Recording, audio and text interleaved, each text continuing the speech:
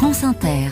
Les chroniques littorales. Bonjour José-Manuel Lamarque. Bonjour Marion Lourd. Les chroniques littorales du vendredi consacrées à des portraits de gens de mer, les mériens ou les mériennes. Ce matin, rencontre avec un spécialiste mondial des algues. En la personne de Vincent Doumézel, Marion, directeur agroalimentaire à la fondation Lloyd's Register et conseiller pour les océans au Pacte mondial des Nations Unies. Bonjour Vincent Doumézel. Bonjour.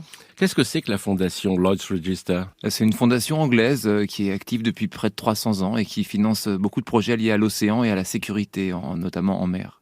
Comment l'algue est venue à vous ? Alors en fait, moi je travaillais dans l'agroalimentaire depuis 20 ans. J'avais commencé ma carrière en Afrique où j'ai découvert un peu le vrai visage de la faim dans le monde.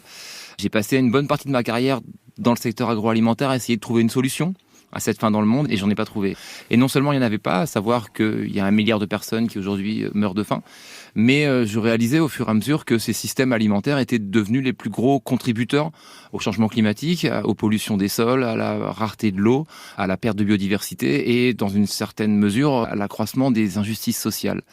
Donc je ne voyais pas de solution sur Terre. Dans les 50 ans à venir, il fallait produire autant de nourriture que depuis 10 000 ans.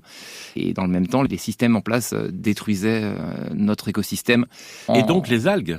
En me reculant un petit peu, j'ai regardé notre planète et je me suis dit, mais en fait, cette planète, elle est recouverte avant tout d'eau. C'est pas une planète Terre, c'est une planète mer. 70% recouverte par les eaux. Et c'est 70% de territoire maritime qui contribuent à moins de 3% de notre alimentation aujourd'hui. Et donc, c'est comme ça que m'est venue cette idée et que finalement on est passé de la préhistoire à l'histoire moderne il y a 12 000 ans en devenant des cultivateurs sur Terre, en sortant des chasseurs-cueilleurs, mais on est encore dans l'âge de pierre, dans l'océan. Et donc il faut devenir civilisé avec les océans aujourd'hui. Et si on veut réparer les océans, au lieu de continuer à les détruire comme on le fait aujourd'hui, le meilleur moyen, c'est les algues. Puisque les algues, c'est un peu la fondation de tout. Oui, parce que l'algue est plus ancienne que l'homme. Ah oui, l'algue, ça a été le premier organisme complexe sur Terre. 2 milliards d'années, en effet, c'est très ancien. Ouais. Et donc, c'est la fondation de la vie sur Terre. Et donc, j'ai découvert que ces algues, non seulement elles pouvaient nourrir le monde, mais elles répondaient à un nombre de problèmes absolument incroyables. La pollution, la perte de biodiversité, le réchauffement climatique et la pauvreté aussi. Et donc, grâce à vous, on apprend qu'il y a des milliers d'algues différentes. Il y a des dizaines de milliers d'algues. Des dizaines de milliers. Si on parle que des macroalgues, il y en a 12 000.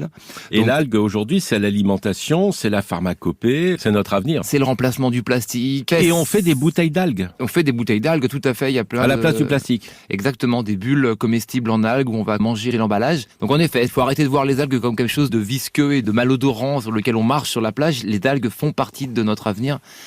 Et ça, c'est important de s'en souvenir. Vincent Doumézel, depuis hier jeudi jusqu'à demain samedi, l'Union européenne organise à Paris son premier sommet sur les algues en partenariat avec la coalition Algues Nations Unies, le gouvernement français. En tout, il y a 28 pays représentés. Et demain, vous allez intervenir auprès d'Alexandra Cousteau, la petite fille, Romain Troublé, Tara Fondation, et Brune Poirson, qui était ministre de l'Environnement. Et surtout, ce sera ouvert au public à l'Institut océanographique de Monaco, à Paris, 195 rue Saint-Jacques.